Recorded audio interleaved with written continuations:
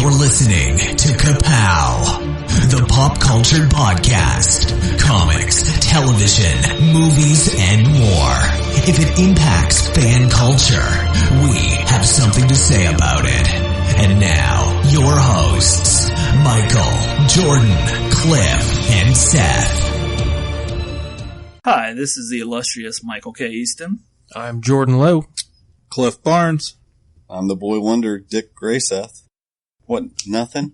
Well, J-Seth Todd? Yeah. A Seth in the family? Yeah. Guys, I'm running out of these. Don't make me use up all of them one week. Stephanie Johnson. Carrie Sethi. I like that. Hey, good to be back with you guys. Yeah. This thing that we do. Episode number 3. I want to thank everyone for downloading our podcast. It seems to be going very well on the Podbean network. We're like way more, when we used to be called So Pro, but like we're way more professional now that we're not called So Pro. Is that why we're getting all these downloads? Weird. It's the all new, all different, improved. We have like a website and like, what's that thing? iTunes Yeah, that we're people on use? iTunes and Stitcher and Podbean. Oh my. Impressive stuff. Yeah, it's exciting. Let's mix it up. This week we're going to start off with TV. Ooh. You have failed this city. Run, Barry, run! Marvel and DC on TV. I am Supergirl. What's your name, darling? Agent. Michael, of course, couldn't let us not know that Supergirl got renewed. I was chomping at the bit. I was like, oh yeah. As if there was any real question. And was there an episode of that? Yes, there was. What happened? It was great. And unforgettable. He loved it. Whatever happened, he loved it. Well, see, I've pulled a very long week with many hours, so I might be a little off kilter this evening. Baseball season started, so I wasn't. I was watching the I'm Reds representing game. her I was again. not watching Supergirl. Sorry, unless she's batting cleanup, I was not watching Supergirl this week. Well, it was all about the Myriad project that was basically got it where everyone was under his control. I did flip past, and there was like some kind of alien Mystique-looking creature with the Brainiac symbol on her forehead. Oh, that was Indigo. Yeah, okay. She's a descendant or a relative of Brainiac 5. They actually mentioned Brainiac? Yeah. Okay. Mm-hmm. of the Brainiac construct, but she was in Young Justice, the character was. And for people that don't know, I think her name's Laura Vandervoot, maybe? Yeah. Mm-hmm. But she was Supergirl on the Smallville series. Not so pretty in this one. It's very Mystique-y looking. I do not like, this is my major downer. I do not like the design at all. The makeup was not very good. Yeah. It didn't look alien. It just looked kind of cheap. It looked as good as the Wicked Witch on Once Upon a Time. So yeah, I hope that she gets blown up and turns into something else. But yeah, so Non takes control of everyone, and this was great. He has Jimmy Olsen, her other friend, and some random redheaded girl jump off of Cat Grant's building. She's able to save 2 of those. Does anybody want to guess? Let me guess. Who she didn't save? Was she wearing a red shirt? Well, she did have red hair. But she's freaking out trying to figure out how to stop Non, and I think that's leading up to the big finale. And hopefully we see a glimpse of her big daddy, because Martian Manhunter is still looking for him. What was that other DC show you were just saying you watched this week? I watched DC's Legends of Tomorrow. That's right, yeah. So, we went from Per Degaton to Jonah Hex within 1 week. So I'm just curious because I haven't seen the Jonah Hex movie. Which one did a better job playing this was Jonah? way better. There's no question. But it was a lot of fun. I mean, it was a Western episode. We learn about why basically Rip has the look he has with the trench coat and the 6-shooter. But we got to watch our heroes basically in the Wild West. Had some cool little moments. They get into a bar brawl and kind of doesn't want to leave the ship, and we don't know why at first, but then we find out that he's been there before. They're in this town, Salvation, which apparently is some type of anomaly where vortex of time or something. So if they want to, they can do a spinoff of Jonah Hex where all this weird crap happens in this town. That was what I liked best about that episode. You expect to have 10 minutes of explaining things, and Jonah Hex is just like, oh, you guys are time travelers? Like, of course Jonah Hex has dealt with time travelers before. It's just, he knows what he's doing. And spoiler alert, Dr. Stein saves H.G. Wells. Yep. I knew the minute that kid, I knew, that's little birdie. I'm like, Albert Einstein. I'm like, I'm running through names like, who could this kid be? Yeah. I didn't get, I knew it was somebody, but I didn't guess. Well, it cracks me up because Rip's always going, about the time, like pulling a Doc Brown. Obviously everything they do in the past has already happened and there's a reason why they do it. So why does he even bother? I like the little almost a Back to the Future reference there where the Atom's all about the Old West and he's all excited and he loves Westerns and he walks in and the guy says, well, what's your name? And he goes, John Wayne. So it was a little throwback when Marty calls himself Clint Eastwood. Clint Eastwood's the biggest yellow belly in the West. I like they had a little Easter egg too. It was the Kubert Bank was one of the signs on the building. So a little shout out to Joe Kubert, classic artist. Nice. But it was a fun episode. I really liked it. So I want to know what's going on with Adam's eyes. Like, if you ever look at Brandon Roth, which I do all the time, his eyes are brown, but it's like they're bloodshot all the time, like every other time. I don't know if he's just working really super hard because it was the same thing in Arrow, but like he's the only one I ever noticed where his eyes are like bloodshot more often than not. Let's get to the bottom of this. Yeah, I want to know. My other question is, if they're heroes, why do almost every episode have a bar fight scene in it? I saw, Cliff, you said you finished Daredevil season 1. I just finished it this morning, actually. So I saw that Charlie Cox, who plays Daredevil, announced that he's of the belief they're going to start filming Defenders at the end of the year. I saw something today where I think the showrunners are coming from Daredevil. Yeah, same showrunners that do Daredevil are going to do Defenders, which is wonderful. Yeah, stick with what works. The only other TV talk I saw, I was upset to see that Obama's going to get all the Game of Thrones episodes before I am.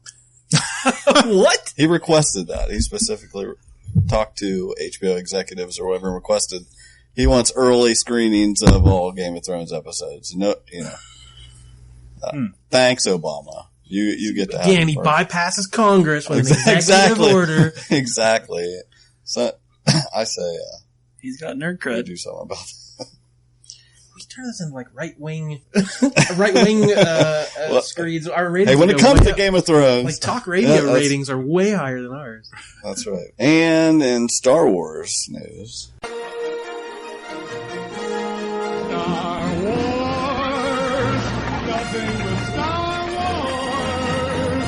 We had the Alamo Drafthouse, which is cinemas that... I wondered if you were going to pick this one up. Oh, yeah. What do I miss, really? It was originated in Austin.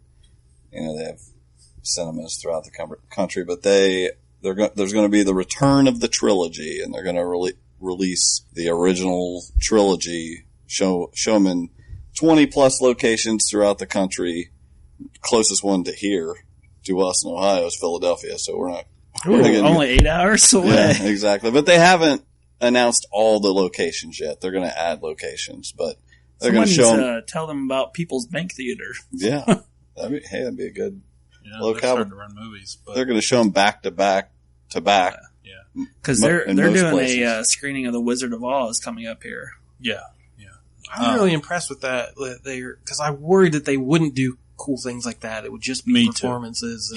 But actually screening classic movies down there, that's... because they already had one Tuesday. They did Casablanca? They already did Casablanca. And then they're also doing Spotlight. Yeah. So more recent, not just classic movies. You couldn't even see... You had to go to Athens to see it. Was the closest it was around here, I think. Tickets were $8, so... Yeah. I think that's next week. Oh. I'm waiting on the Nightmare on Elm Street all-nighter. But anyway, don't get too crazy excited about this original trilogy screen because its special editions. I that's the first thing I started digging for. I was like, yeah, how original is this? And it's not. Oh, I saw them in theaters when they re-released them. Oh, yeah, 97. 97, yeah. I feel like there's some kind of weird George Lucas loophole where he owns the rights to the original uncut, unedited versions. I heard a conversation the other day, and they were talking about what generation of Star Wars fan are you? Are you original? Are you like 1.5? Are you prequel? Are you Rebels? Where did you come in at it? And one guy described it as basically, I describe my Star Wars generational fandom as who shot first. I had a boss that saw the original Star Wars in the theater 17 times. Jeez. Well, I thought you were going to say Bosk, but Bosk. I saw it in the People's Bank Theater. You telling me? Yeah. And we were talking about The Force Awakens DVD and Blu-ray came out last week. There was, deleted scenes on there. Well, this one reporter pulled up an interview that he'd had with J.J. Abrams where Abrams had announced, there was going to be like a dozen full deleted scenes that would add up to about 10 or 20 minutes on the Blu-ray. And then when the Blu-ray, when it came out, there's like it's closer to 5 minutes of very brief scenes. So a bunch of stuff isn't on there. Yeah. They're holding some stuff back for the special for the next release. It just bugs me when they say up front that something's going to have something. And then like when you say there's going to be like 20 minutes and then there's 5. Yeah. I was surprised. I heard someone talking about they didn't do a commentary at all on this disc. That was kind of surprising, but then I thought, well, maybe they were afraid of saying too much, of commenting on something and somebody running wild with it or getting leaked out about episode 8 or whatever. Is that going out of style? Like the commentary? Yeah. I didn't think so. I mean, I don't know. I haven't bought a whole lot of DVDs. Well, it's one of the only reasons to buy physical copies now. Yeah. Besides the fact that I want them in my hands and be able to play them when there's no internet or whatever. But would one of those streaming places would they provide a separate stream for a commentary? No, they don't. Nobody I've seen that does that. Netflix, good on that. Yeah, that's one of the only reasons people buy the physical media. And then never listen to it. Right. I'll get around to it one of these days. That's right, yeah. I saw that Han Solo's jacket from Force Awakens sold for $191,000. Wow. Cliff didn't wear it here tonight, so I'm assuming he's not the buyer. Nope. And we were talking about Han Solo, young Han Solo casting. They've zeroed in on a guy, Alden Ehrenreich. Apparently is the major front runner. Like it's almost a done deal. He was in the Coen Brothers Hail Caesar earlier this year. I have no idea who this guy is. I saw his picture. I had no idea. Basically, who it was. a nobody. Yeah. So, which is good. Did anyone see that Hail Caesar? No. I wanted to. Yeah, I did too. Going back to last week on Star Wars, though, we were joking around about Mon Mothma and how the actress looked just like, I'd forgotten this, but apparently Mon Mothma was in episode 6. Yes, not 6. Not 6. 3, Revenge of the Sith. Oh, yeah. And it's the same actress. Oh, it is. Okay. Yeah. So I didn't even remember her being in that one. But yeah, it is the same woman from that movie. So tell us about Star Wars Land. Star Wars Land, construction has officially started in Disneyland in California and Disney World down at Hollywood Studios in Florida. Basically, they just released a shot from Disneyland, which is a big pile of dirt, a 360 shot where they threw in some stormtroopers. The most magical dirt I've ever seen. How did they, how they always do the groundbreaking? Did they have some kind of special lightsaber to scoop the dirt? I didn't see anything about that. Of course, everything's behind. Kylo Ren throw a fit and just start throwing handfuls of dirt everywhere. Yeah, so it's officially began, which we knew was going to happen in April. This is Disneyland and Disney World same time. Mm-hmm. Yeah, they're both simultaneously. When's it supposed to be ready? No word yet. Not anytime soon, evidently. Disney is notoriously slow. Besides the fact they probably don't want to say 2018 and then nobody goes to Disney World the next 2 years. Well, not only that, because half of Hollywood Studios is closed, or what was Hollywood Studios is closed because they're also adding Toy Story Land to that park. But, it's officially began, which, April 2nd, down in Florida, they closed all the remaining attractions that had to go, basically the backside of the park that hadn't been closed previously. But yeah, no huge ceremony. Everything's behind construction walls at this point, so it's pretty hush hush. No other than it began big news about it. So wait and see. And there was a new Star Wars comic, C-3PO, that came out this week explaining how he got the red arm. Yeah. Right? Do you guys want to know how he got his red arm from The Force Awakens? I'm excited to know. Come on down to Asylum. It's only $4.99 for the one-shot issue. C-3PO special. I foresee Chewbacca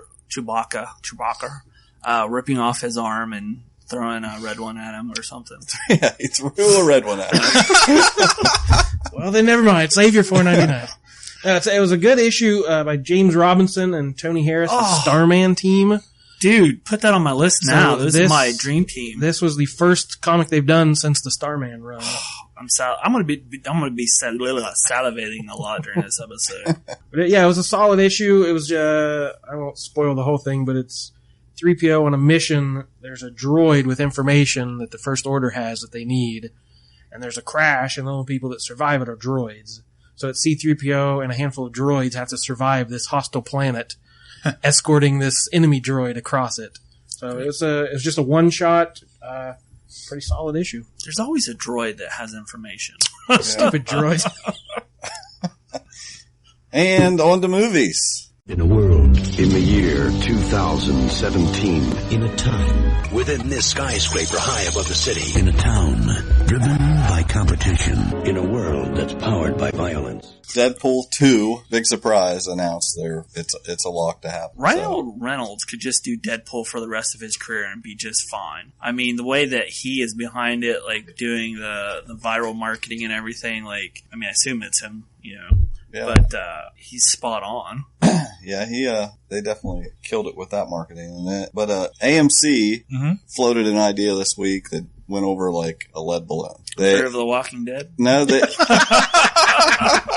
AMC a second idea. AMC Theatres. They decided they were going to cave to the millennials and suggest maybe having some theaters where they allowed texting and getting on the phone. Lord. Yeah, it's called Home. It was an uproar on the internet for the last 2 or 3 days until collectively the internet said, get off my lawn. We don't want it to happen. And I was really proud. I would be happy to abandon the theaters to the millennials. If they could figure out a way to do like home streaming where they could get you a new release movie for $10, $15 into your home, I would stay home and watch a movie there and let the kids do whatever they want in the theater. And there's and talk through it and text through it and do whatever they want. And you could buy this movie pack where they ship it to you. It'd be like a subscription service where they have aisle scented, the sweat smell of the theater and some stickiness to throw on your seat. But speaking of AMC Theatres, I'm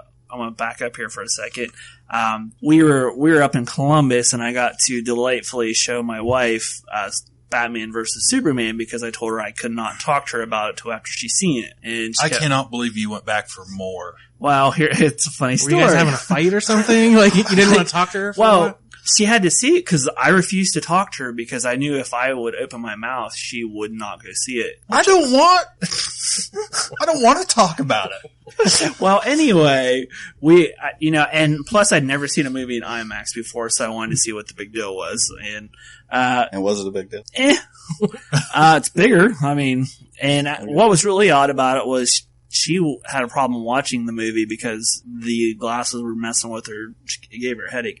But anyway, 30 minutes into the movie, there was a storm outside, power surge that shut the whole theater down. There's 30 theaters up there. The good news about IMAX is it takes 30 minutes to reboot. So it was either you go to the next viewing or get a refund. Can you watch IMAX without 3D? I don't know. I never took the glasses off. I'm pretty sure you can. Do they offer it? I'm sure it was. Yeah. That was IMAX 3D, but I'm wondering if they offer IMAX without 3D, Well, that's what I was wondering, if the IMAX 3D was the precursor to the 3D movie. I've never seen. That's the first time I've ever seen it. No, they've had 3D. I don't like 3D because my main reason is it takes the color out, makes it dim. There's something about the way they do that it turns gray. And with it being Batman versus Superman. Exactly. There was nowhere to go with black and white. But to wrap that up, basically her review is, I can wait for it to come out on video. We got our money back, so she got enough of a taste of it to know she did. That she's not missing anything. And we're actually being proactive because we had a listener in Florida that said from our Batman versus Superman review, based on our review, he was not going to see it. The power we wield. Evidently not a lot because it's still making mass money. So we're doing the Lord's work. And anyway, Adam Aaron, CEO of AMC, said that they were abandoning that texting in theaters idea. Cliff? Sorry. I said we're abandoning the texting. Okay, and I threw out a bunch of... Are we talking about movies or TVs right now? Movies. This is movies. Okay, just making sure I'm on the right page. This, I gave a bunch of Spider-Man potential titles. That's funny. You were right on, weren't you? And it came down to Spider-Man Homecoming, which doesn't that have to be a nod to it coming home to Marvel? It was a storyline, actually, wasn't it? Wasn't there a Spider-Man Homecoming? Yeah. How old is he in this universe? He's a teenie. He's a teenie. Yeah. Homecoming sounds familiar as a comic, but it's not one of the major storylines. Right. It's not one of the ones that's instantly recognizable as what it is. Yeah, I mean, I assume that there probably will be some sort of homecoming dance or something in the movie. But I feel like overall the title is, talking about the coming from Sony to Marvel. They've got him back. They did say, I heard that there's not going to be in Civil War or in this Spider-Man Homecoming an origin story. Thank God. Well, that's good. How will we know? I don't know who this character is, but apparently they're going to try to pull it off. I did see that Michael Keaton was in the forerunning to be the possible villain. Yeah. I saw that. Birdman. Batman. Did anyone watch that? Birdman. I watched about half of it. Yeah, it's all I could take. It's exactly how much I saw half of it. I don't know why I ever talked because I freaking loved it. I liked it. I thought it was great. I thought it was just high five, Jordan. Yay! I didn't like it as much as I thought I would. I loved it. It was a little full of itself. Yeah, it was that's exactly what I thought, and I like those types of odd movies, and I just thought it was a little over the top. So, if he does get it, what are your guys' bets on which villain he would play? Well, the rumors are, like I said, I haven't heard any of the rumors. Okay, well, who do you think? Drop it. I think Chameleon would be a good one for him. Maybe the Vulture? Yeah, that's what I'm thinking. That's why I said Birdman. They're saying the Vulture. Yeah. Is it? Craven the Hunter. Like a bald, nervous Craven the Hunter. Well, I want to see him. I want to see Betty. If you go back to the very first Amazing Spider-Man run, like he was hitting on Betty that worked for the Daily Planet, and she was actually an older woman. So, like, he was trolling cougars before it was even cool. Apparently, Justice League started filming this week, even though I heard them saying that they were going to change some stuff, make it, again, like I said, make it lighter because of all the fallout. How much can they change? The script's written. They're doing it. And they announced that as the rumors suggested, there is a solo Batman film in the works written by Affleck and Jeff Johns. I heard he wanted to do 3 of them. 3 solo Batman movies. Affleck's directing it. Yeah, he's directing and writing. They're like swapping script back and forth, just like. Which I heard that too during the Batman versus Superman. That I didn't know if it was alleged or what, but that he actually changed some stuff in it. I heard that, and then they claimed it wasn't true. But then this past week, they were saying that he just was frustrated and was trying to change things, and it wasn't happening. And that's where you got sad Affleck. That's what all built up to that sad look on his face. This would be finally get our Matt Damon as Robin take. That would be so sweet. Or Jason Todd. Yeah, there's been, of course, the world premiere of Civil War a month early. That's confidence. Yeah, that's confidence. Saw that. People loved it. Yeah, well, that's just it. That does not happen. You don't premiere a movie a month before it's supposed to come out unless you're absolutely confident in it and what the press is going to say about it. They knew it was great. Everybody's saying it's great. The embargo, it's like, it's over. They can give whatever reviews they want about it now. Now it's just the minefield of avoiding all the clips for the next 3 weeks that are coming out. I mean, I'm dodging them like crazy. That's one movie I do not want to see any more trailers for. And that is the one sad thing, is that there's a lot of sheeple out there that will jump on bandwagons and go with the majority, which unfortunately was not the situation with Batman versus Superman, because there is a breakage there of which side you are on. But yeah, I'm sure it's going to be great. I have no doubt. I can't wait. Yeah, Jimmy Kimmel did a whole week of Marvel week. I know, I couldn't watch any of it. He had different guests on every night, and the exclusive footage, and the MTV Movie Awards had all kind of footage released. I was like, I don't want to see any of this stuff. I like watching the first couple previews, but with something like that, I want to stop. I want something to be a surprise. Did anyone see the video of, like, I think it was Will Smith was dressed up as Batman or Superman on the MTV Movie Awards? I saw The Rock was Dwayne Johnson and Kevin Hart were Batman and Robin. Okay. Yeah. Was that the idea? Yeah. Or no, they were Batman, Superman. That makes sense. Yeah, that's what it was. And, The Rock came out once with Black Adam shirt on. Yeah. You know, like, because he's still saying that, what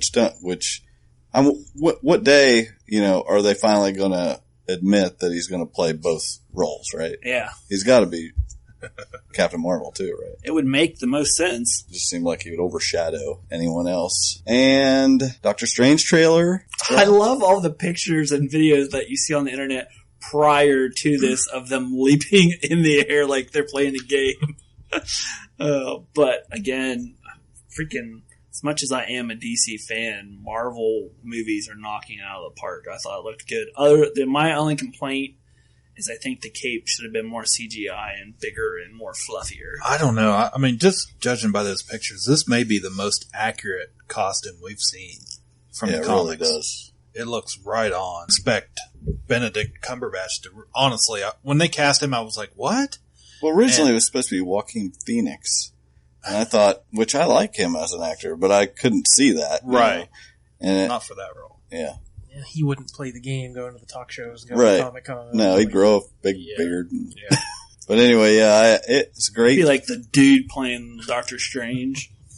It was a great trailer, I thought. Now, Feige was saying that this is a movie you want to see in 3D. I'm like, like I said, I hate 3D, but just like, as far as they're really want to stretch the technology and bend minds with, some of these effects for Doctor Strange, I'm like, well, I could see, and you could see in the trailer some of the flipping cities and stuff. You didn't get too much. It seemed mostly the origin story. So right. I'm wondering, is the whole movie that long origin story, or is the trailer only showing us the first half hour, the car crash? Hopefully it's just showing us the first, that's what a trailer should be. I don't want to see the whole freaking movie. Yeah, because you don't even see him in costume but a few seconds in the trailer. So I'm hoping that's not the ratio of what it actually is in the movie. That's just the last 15 minutes he becomes Doctor Strange. Yeah, I doubt it. I don't know what story they're planning on telling. I don't know all the famous Doctor Strange stories. Is kind of a little bit out there as far as Marvel characters go on what people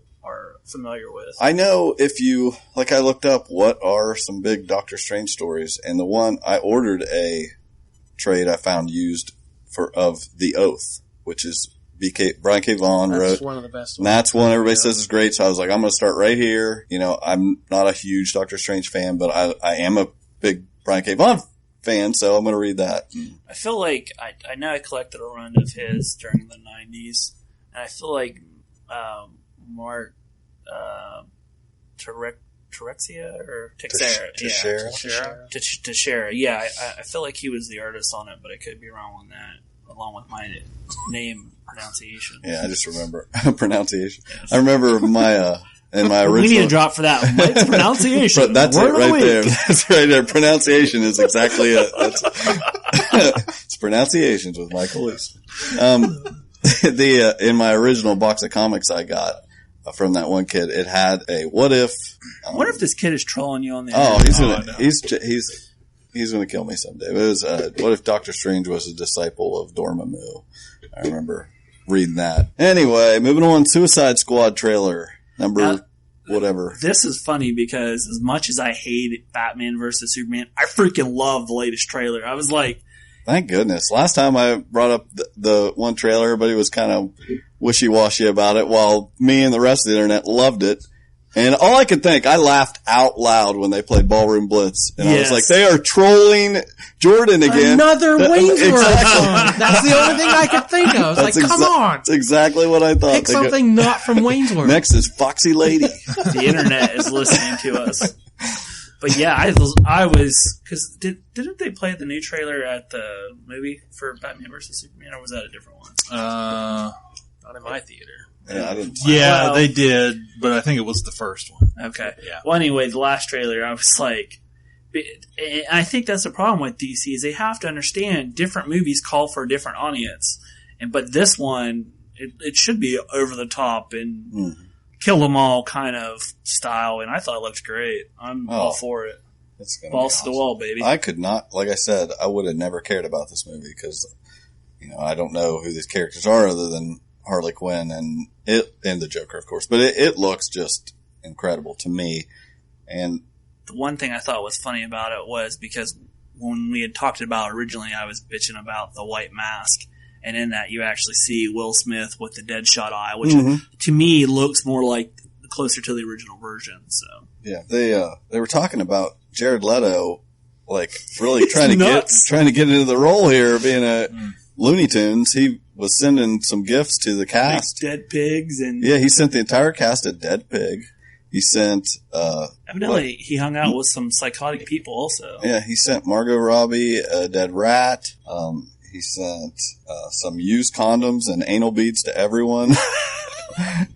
Well, he's always been a little out there. I mean, a little, just a little. I don't know about you guys, but anytime I go to the post office and you're trying to mail something out, don't they usually ask you questions? Does this contain da da da da da? I'm just no, it's just a dead rat in here or a pig or Well, if you wrap it really well, he uses DHO. I'm going on the record saying that I definitely think he is Jason Todd. He is Joker. Jason Todd. Okay. Yeah, I'm laying that down on the minefield. I'm sure it'll blow up in my face, but I'm going on the record now that I think he is Jason Todd. Has that been a rumor? I feel like I heard that 6 months ago. I've heard it kind of being out there in a little in the dark web of red rooms. Yeah, last year. But I think that's where it's going to go. Is that he is Jason Todd? Spoiler alert. No, he's basing that on nothing, so he's allowed to say it. I like it. Yeah. I like it. Thor Ragnarok. Apparently Natalie Portman's out. Yep. After they just spent 2 Thor movies, giving up his life on Asgard to be with his mortal love. She's gone. And her character in the comics is Thor. Yeah, I'm not sure what the story is there, why she's not there, but they got... Is she still Thor? Yep. Okay. But aren't the powers slowly killing her or something like that? She has cancer. Is that what it is? And she's getting treatment, chemotherapy, but every time she transforms to Thor, it negates whatever happened in her human life. So she's basically starting from square one with the cancer treatment. Come on, Odin, can't you fix this? Odin does not like a lady Thor. Odin has he's got issues Odin's with misses. a little bit misogynist. So the new love interest is going to be Tessa Thompson from Creed. If anybody saw that, or at least saw band? Yeah. Scott Stapp. Scott Stapp is the new love interest? I think it was Hercules that plays for the other side, not Thor. Yes, the new Rocky movie. She played the love interest. And anyway, she's going to be in... Why does it have to be a love interest? Because. It's been that since the first movie. Like, I really think the first Thor movie was a chick flick.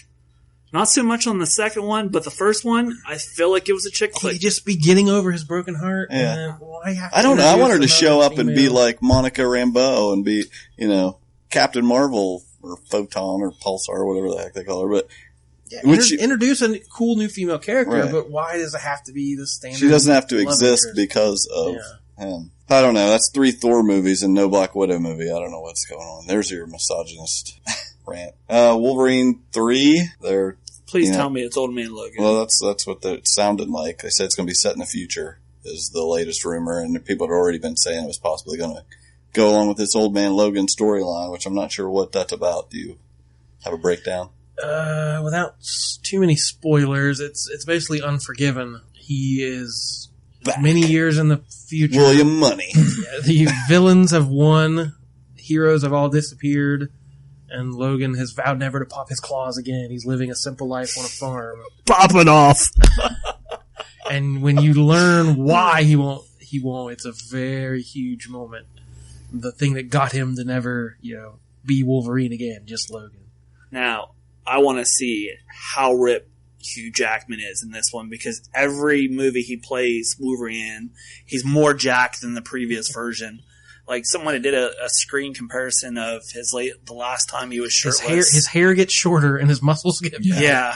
Perlmutter, you were talking about. Oh, yeah. Perlmutter. So here's your some of your fallout. Mm-hmm. Well, we had our... Wait a minute, do we need a drum roll?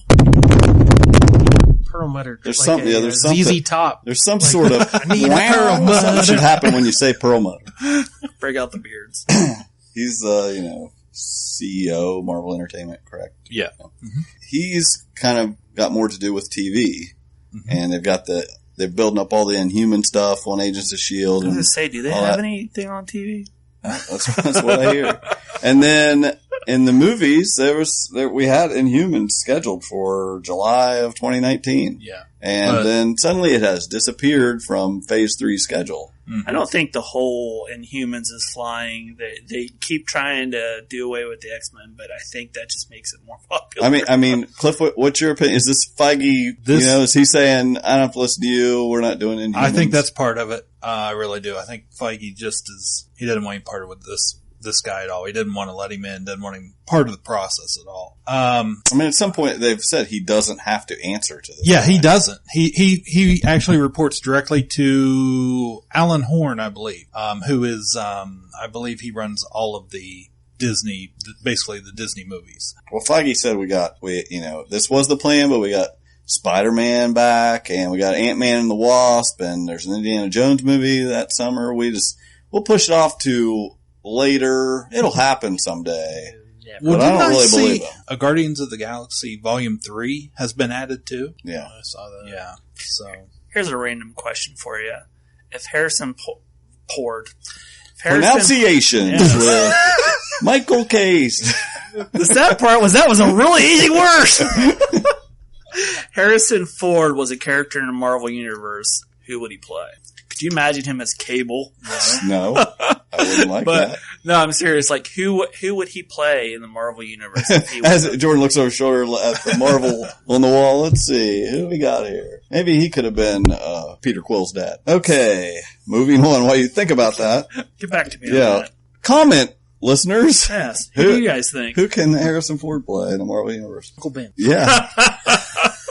My nemesis, James Cameron, has announced there will be 4 Avatar sequels. That is correct.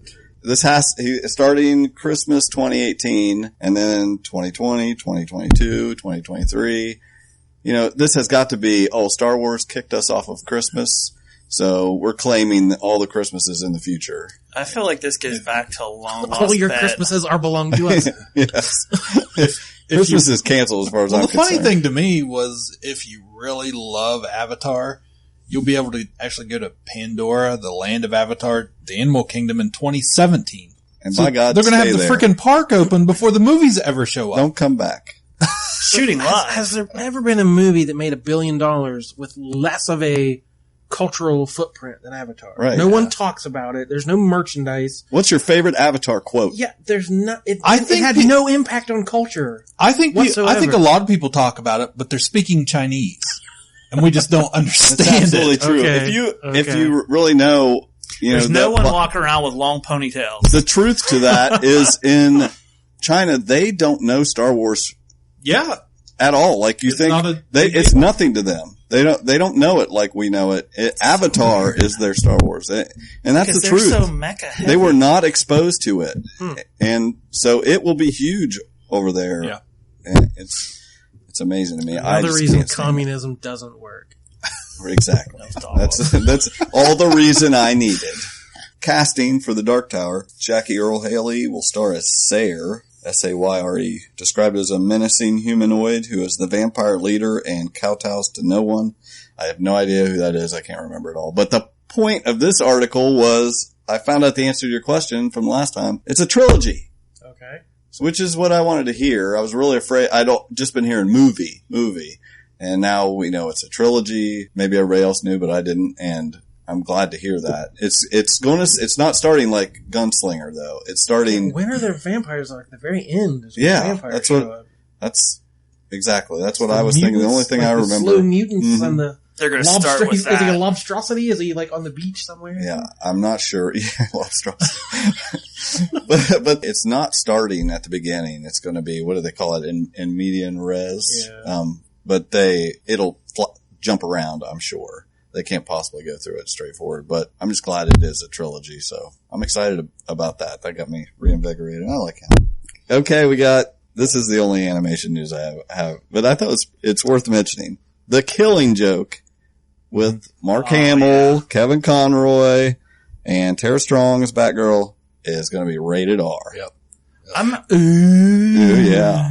I'm actually okay with that, but please don't make this a thing. Move on. That seems more like a gimmick to me. It is. It's a total gimmick. It's like our first ever R-rated thing. Well, I don't know how you do this hardly without it being, I mean, there's some pretty serious stuff going on in that.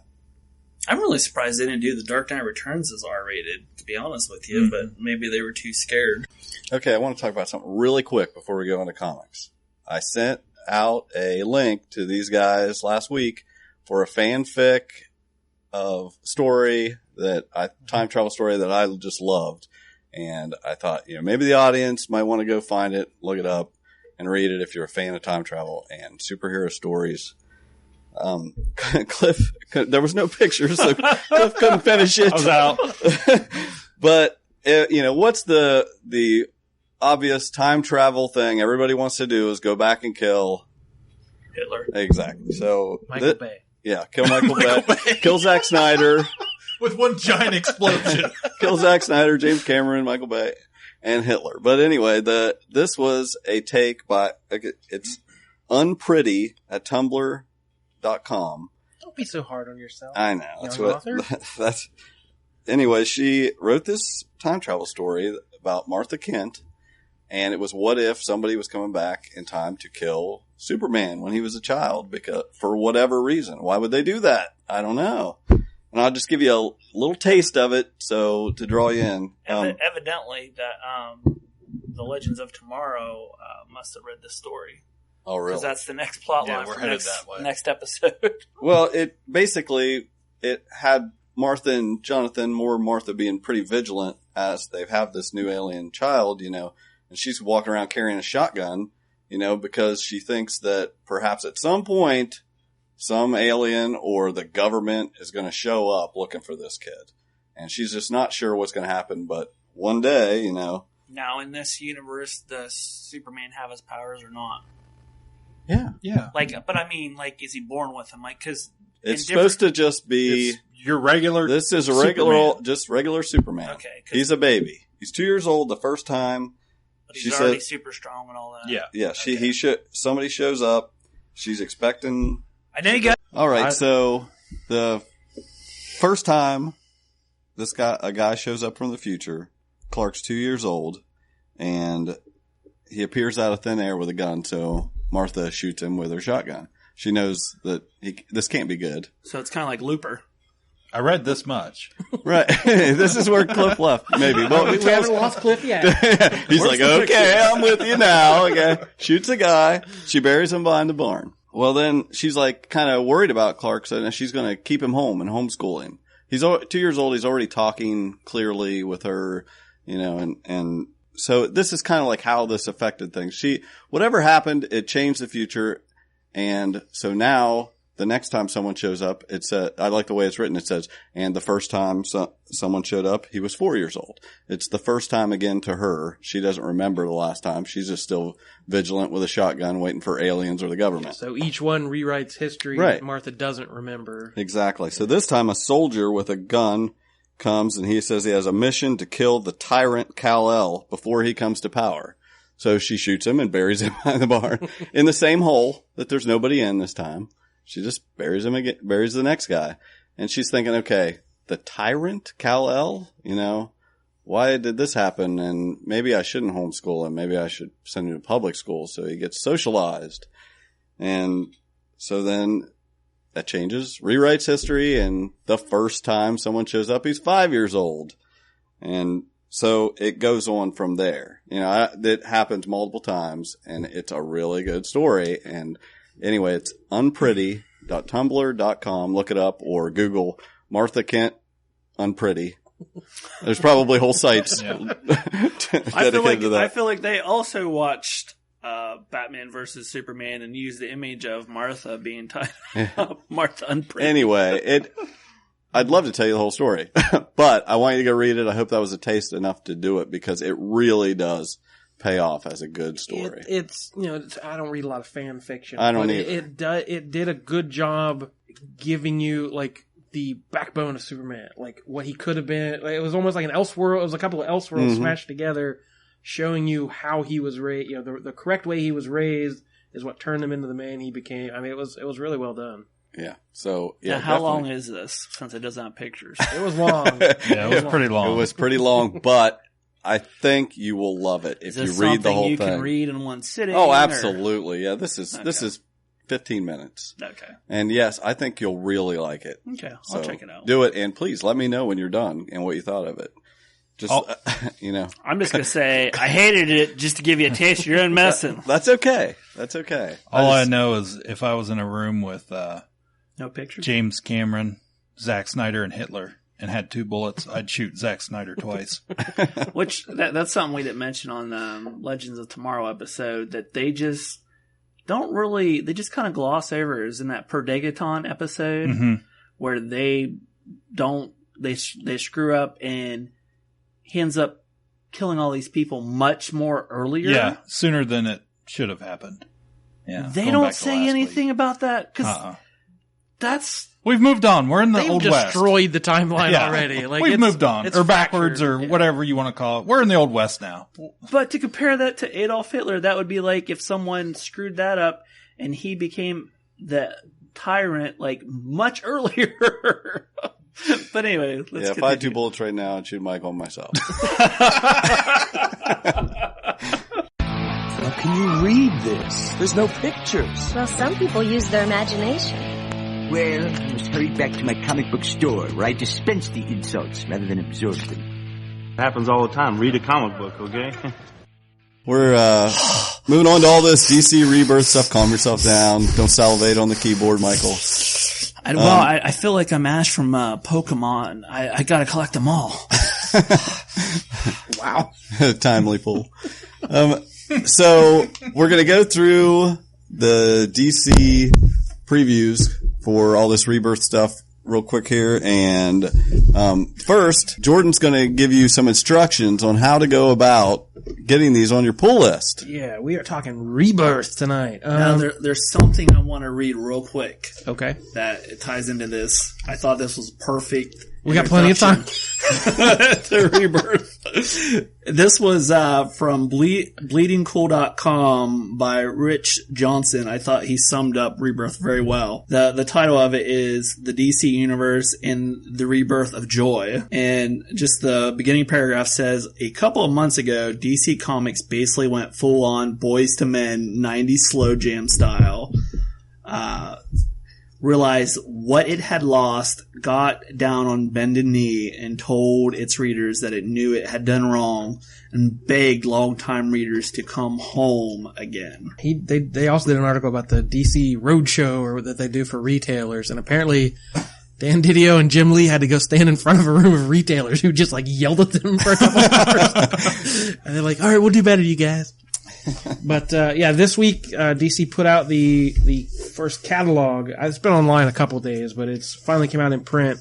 The April previews catalog came out with no DC section in it, so they weren't even ready yet. So they published this one 2 weeks later with all the information for this first wave of Rebirth titles. So we're gonna go through. We're gonna either add them to our pull list or tell them no thanks. And yes, as a public service announcement, pre-order your comics, everyone. If you have something you're excited about that you want to read, tell your local comic shop guy, because he may not know whether to order them, he or she may not know whether to order them in or not. There are many hundreds and hundreds of comics every month, and no shop can order all of them. So especially the indie books, that's a way to show them love. Pre-order. So for noobs that don't understand or don't know how it works, when they're doing their pull list, how much in the future are they like? Isn't it like months? Yeah, the previews are always 2 months in advance.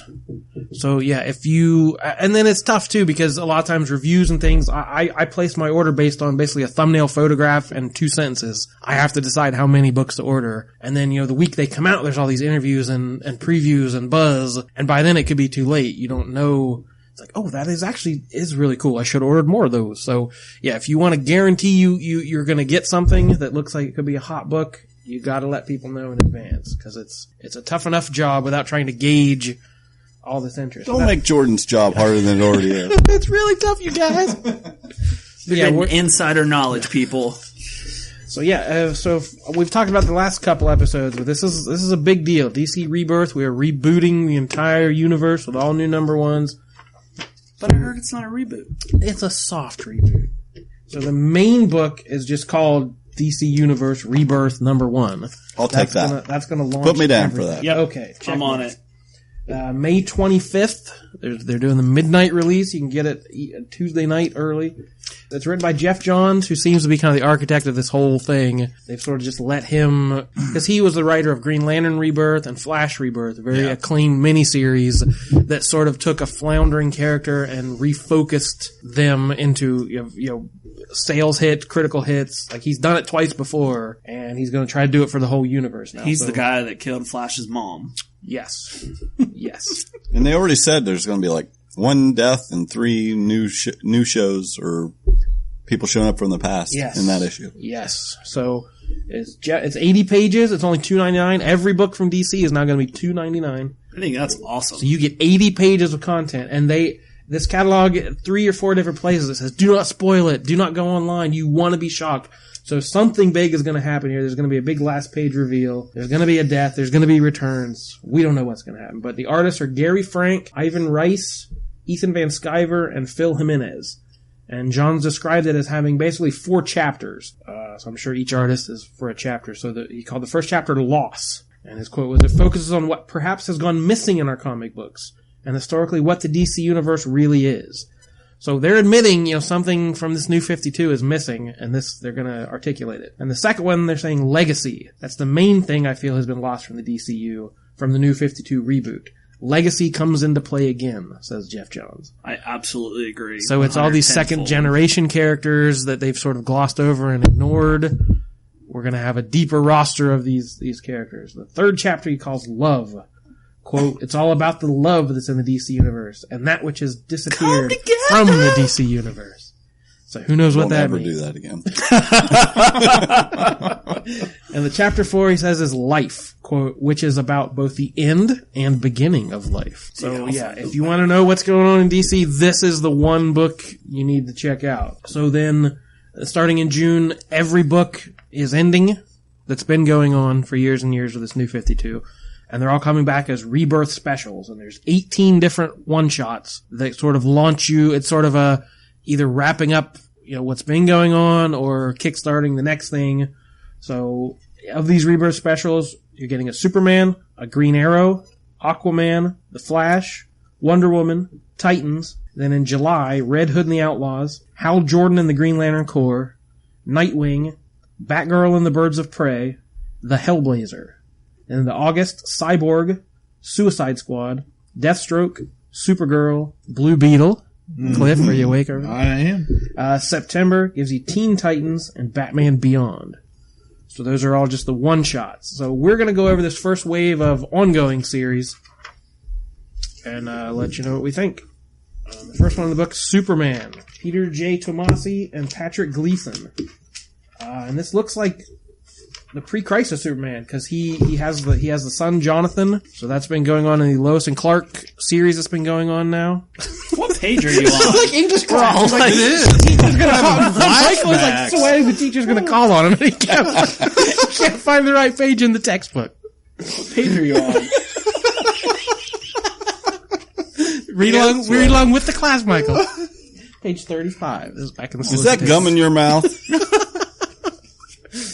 I'm over here drawing, Teach. So yeah, in the last year or so, they've brought in this Superman after the Convergence that is married to Lois, has a son named Jonathan, and he's been in the shadows while our New 52 Superman has been out fighting crime.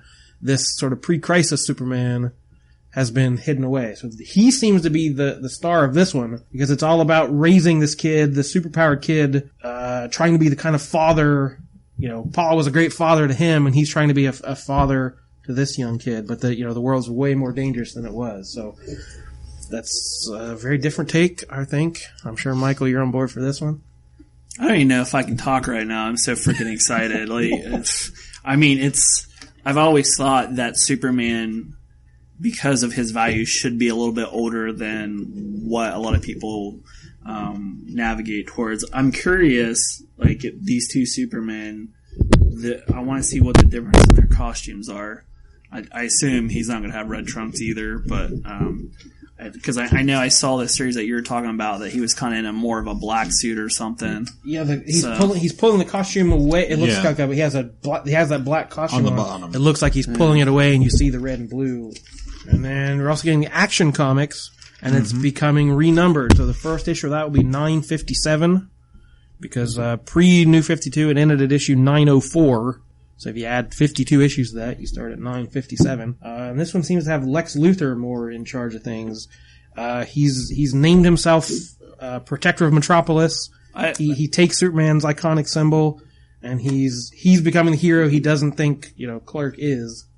This is just a weird image seeing Lex Luthor in that Superman suit. Mm-hmm. I don't mind it. I just wish it was green and purple.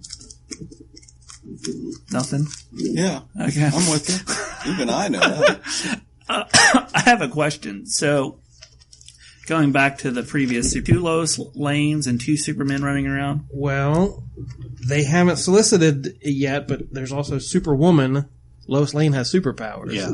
Okay. But so I don't know if that is the Lois who is the mom of Jonathan, or if that's some different Lois. I don't know. Man, you're going to be making a lot of money off of me. We've got 2 Loises? Yeah. Is this Parasite we've got down here in the corner? Yeah, it's like Parasite and Doomsday. And we've got a Jimmy Olsen sighting. He's not black. He's not dead. He's got cool hair, though. He's got the, faux hawk. Yeah, but they've teased Lex in action, new Superman, there's the Chinese Superman, Superwoman, who is Lois, and then Supergirl, protecting National City, which is familiar to the TV show. So, yeah, Superman's going to have a whole line of books, and lots of different characters, lots of different... I don't know if we're coming from different realities or what the deal is. But. What I really dig with these designs is the S symbol is different pretty much on every single one, which I always thought is something they should be doing all along. So we're written by Dan Jurgens. They all look the same to me. Art by Patrick No, Zirkin. they're not. Do I have to go in my history and show you what I mean? Well, and that's an S. Well, yeah, they're all S's for Superman. But they're all shaped the same. No, they're not. Yeah, they go left and right and left. I know, my name starts with S. I know. Excuse me, the Superwoman design is going to the more electric Superman when he was Superman Blue, and then Strange Visitor had it. And then, but anyway, I'm sorry, Jordan, for Seth interrupting. Please continue. I used to be a substitute teacher, and I'm having flashbacks. Trying to keep you rowdy students in line. Please continue on your golden. All right, the next one is Batman. And taking over for Scott Snyder, big shoes to fill, is Wait Tom a minute. I have a question about Superman. Okay, let's go back. You don't know something about Superman? I'll take this question. What do you guys feel about the new design for Superman versus on the costume versus the previous one they were using? Because I like his original round shield. I don't let. It's never around shield. No, I'm meaning because the 52 DC was. I never liked the techie. new 52, the armor look with the Why does shin Superman guards need and armor? the knee pads. And, Well, it was like supposed to be Kryptonian wear. just extra lines on the costume. I never thought it needed it. Extra piping. I don't. The red shorts, I could take or leave. It doesn't really. I'm not that worked up about that, but all the extraneous stuff on the costume never looked right to me. I'm groovy with this new version. I'm uncertain about the lack of red boots. I was just going to say that. I don't like the boots. Okay. I thought we were on Batman. Now we can talk about Batman. What are you eating over there, Seth? Sweet tart. Having sweet tart. Did you bring enough for the whole class? I'm having a sweet tart and trolling the DC fans here. So yeah, we got Tom King and David Finch. I don't know I've heard of him. David Finch can do a twice monthly book, but we're going to try it. Looks like Batman lost his shorts too. Yeah, this is an odd costume to me. This costume is a little off, but am I the only one that doesn't really care for David Finch's? Because it's like it's his pencils, it's not his inks, and to me it's off-putting. Am I the only one that feels this way? Didn't he do Avengers Disassembled? Was that who that was? Yes. See, I like some of that. Well, it's in low doses, yeah.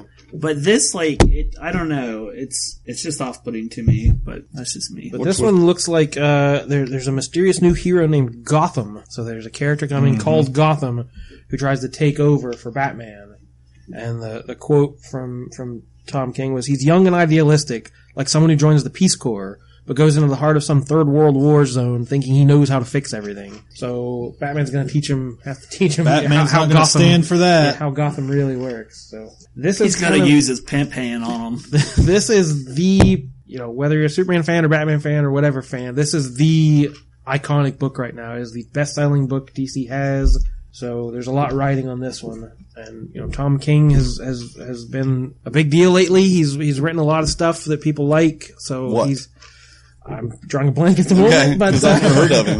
Put him on the spot, right? Don't you? He's lots of stuff. He's so much. He's prestigious and prodigious and excellent. On the but he's not Scott Snyder, so fans are gonna be extra scrutiny. Well, talking about the costume with the whole bat logo, because we've always talked about. I like that outline. How that's something DC can copyright versus the bat. They've always talked about the yellow, and now they're just doing an outline. So, and I'm cool with that. I can get down with it. But we've also got. Are we ready? Yeah, go ahead. Well, no one said we are not there picking that one up. Oh. He just assumes all these are pulls. Yeah, you're all going to buy all of them, right? Well, put me down for 2 of each. I will try it out. But I'm not keen on his pencils. Detective, the other iconic long-running book, is going back to its numbering. I'm actually excited about this one. It left off at issue 881, and 52 issues later, we're now at issue 934. Also twice a month, James Tynion IV, and art by Eddie Barrows. So this one, it looks a little odd. It's not a solo book.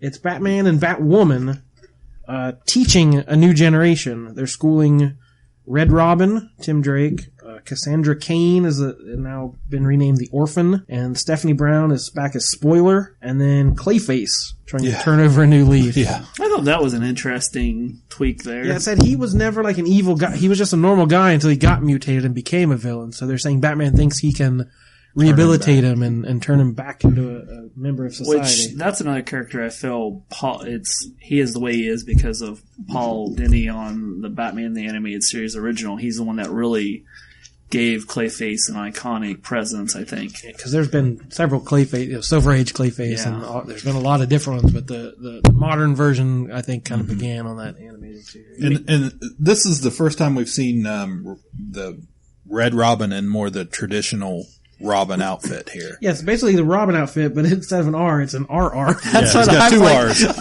I was just like, so you don't confuse them with just Robin. And it's green instead of black behind the. Mm-hmm.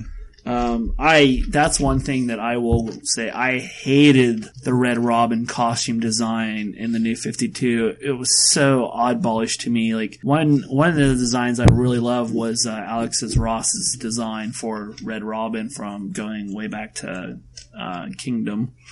Oh, like the black hood? Yeah. That was the one with the hood. Yeah, I mean, it showed up in DC 52 also. Yeah, I was just going to say there were 2 different ones. Yeah. So. But yeah, I thought that design, I don't know why they're not using it, but I'm cool with all this. Yeah, I mean, it looks interesting. It looks good.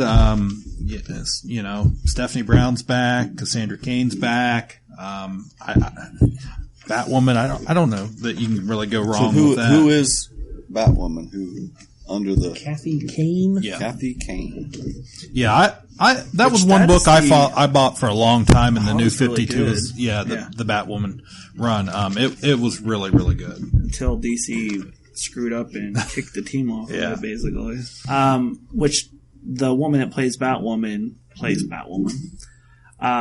That's the original, from the original continuity of Batman. That was her name. Yeah, and there was going way back. It was in the Silver Age. Where she carried a purse. Yeah, and she was like her costume is yellow. Yeah.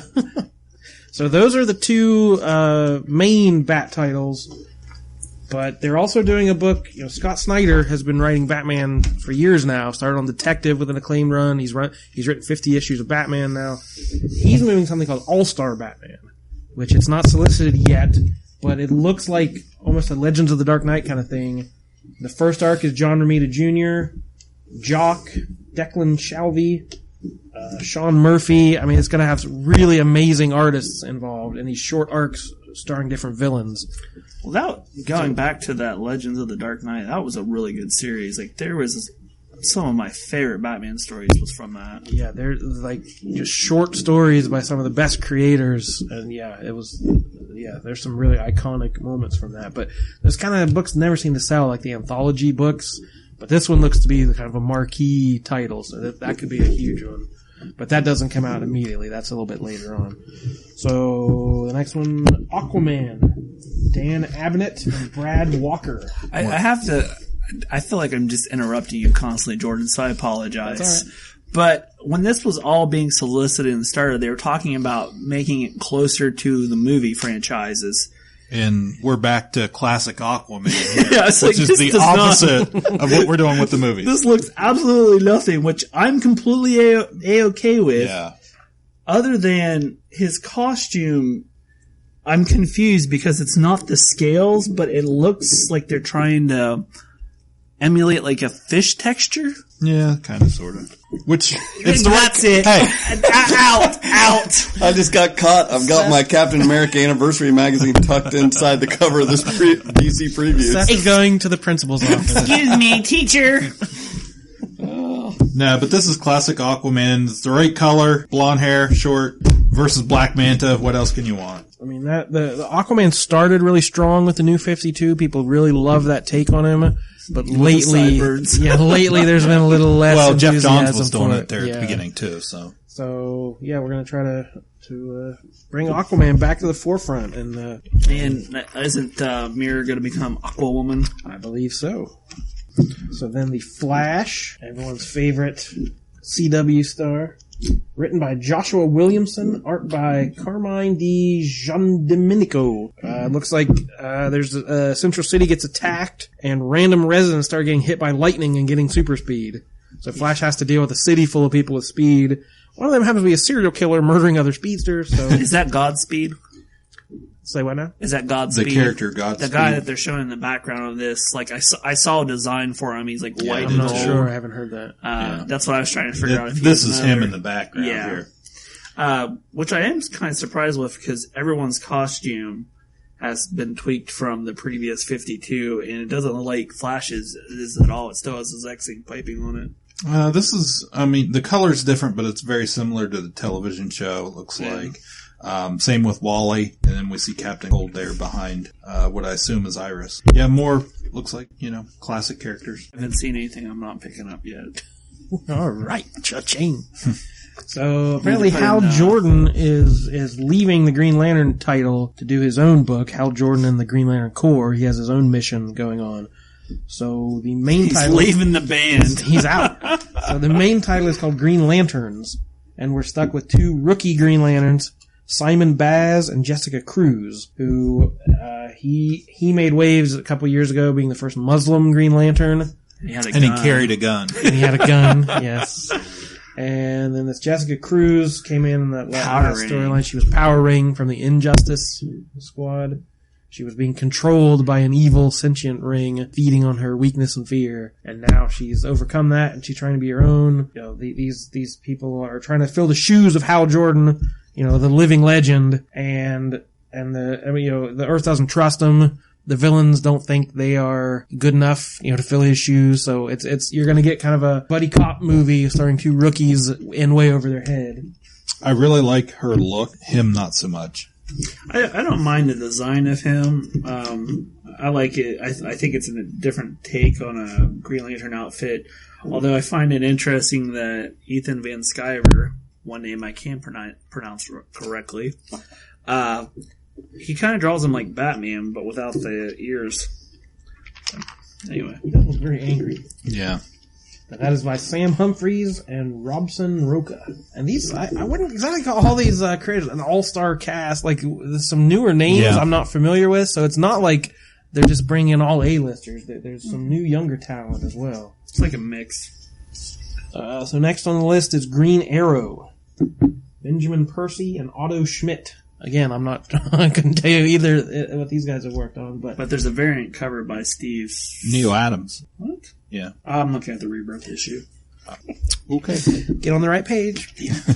So apparently they're looking at this. It says he's confronting the fact that he can't fight the man when he is the man. Being a billionaire, tech genius, whatever. Ooh. He's not out on the streets where he should be. So he starts giving, his fortune leaves him, his friends leave him. But Dinah Lance returns, Black Canary. So this new 52, they've really had nothing to do with each other. One of the best couples in comics history. So we're going to have Green Arrow and Black Canary as a team once again. So it's almost like a mix of Arrow TV series with the old Ollie series. And they pointed out they're very happy that the goatee is back. Yes. That's one of the main selling points. He now has a goatee again. It looks like Green Arrow again.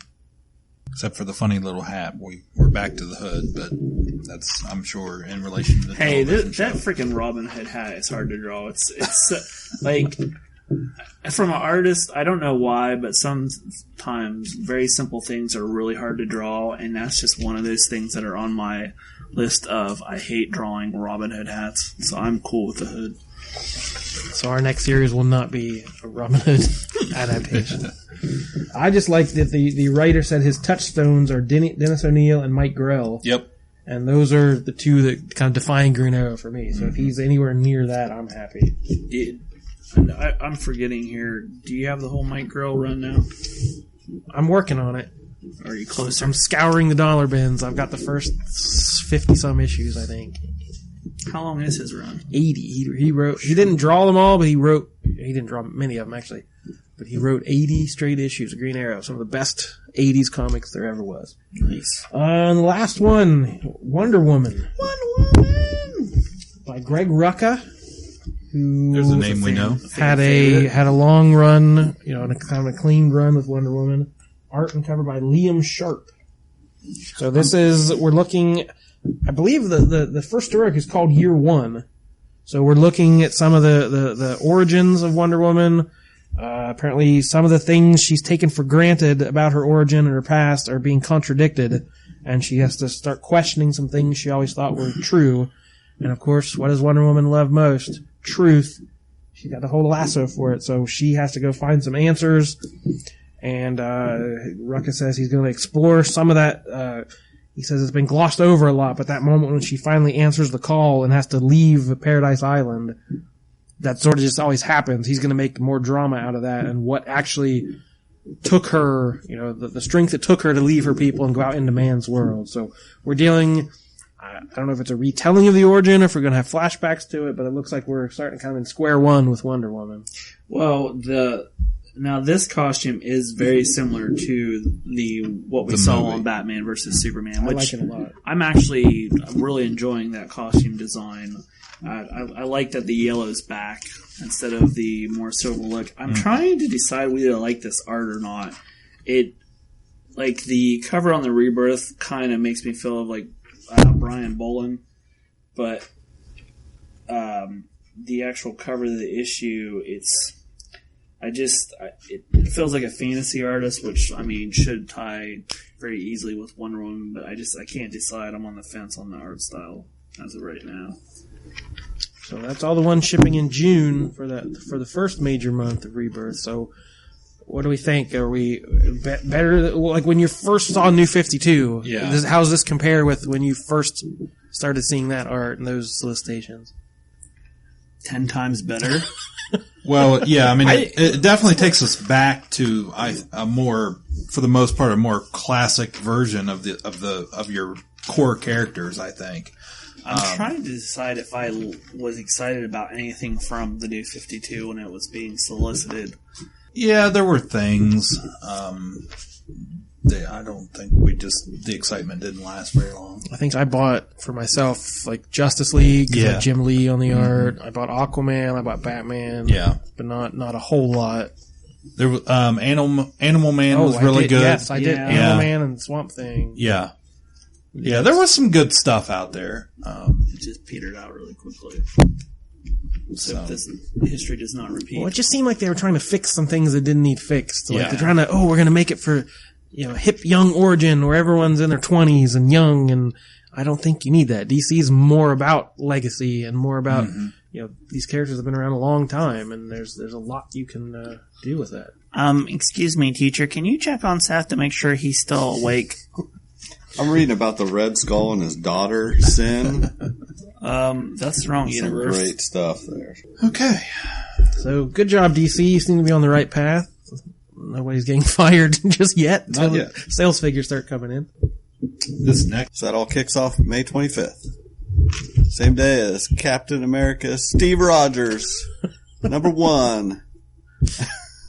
We'll talk about that on some other okay. Silly new costume. On the back cover of the preview, we do get talk about that. The little image here of our looks like it's 2 hourglasses, and they're both trapped, have some classic, looks like maybe 1980s Justice League, and the other one is looks like the classic Society. The guy's got the JSO. Frisbee hat. That's I always know the Society. The guy. Get out. Flash has a Frisbee hat. But so they're still they're trapped. I'm curious to see where this is going. This is actually why I brought this book.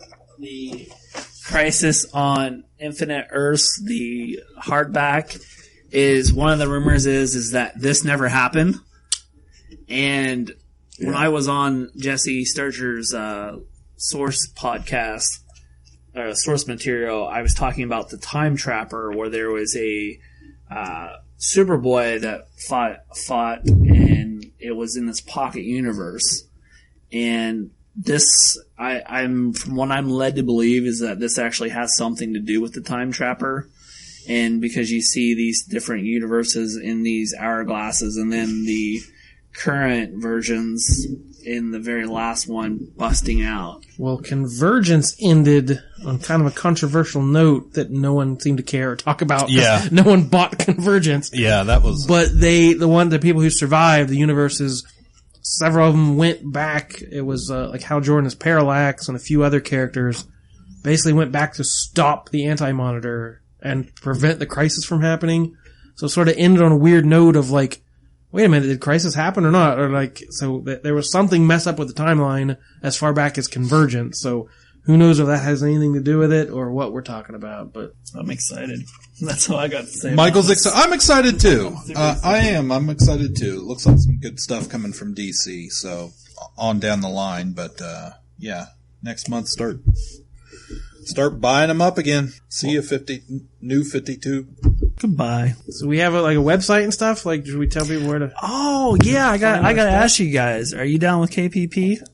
.com. You know me.com. Yeah, we have all the homies. We have a new URL. We are now at Oh my god! Here we go. Jordan, take over. You can find our podcast. His entire life. You down with KPP.com. Also on Podbean, iTunes, Stitcher, Facebook. You'll all be able to find us. We're out there now. Yeah. I think you can find us. If you can't find us, you don't have the internet. So yeah, like it and share it and review it and tell your friends and tell your enemies and tell your dogs and cats and help us spread the word, and we appreciate it. Thanks for listening. And as always, I am the most illustrious Michael K. Easton. I'm Jordan Lowe. I'm Cliff Barnes. I'm Seth Offenberger, and the last time time travelers came to kill Michael K. Easton, I told them they were too late. I'd already buried him behind Asylum Comics.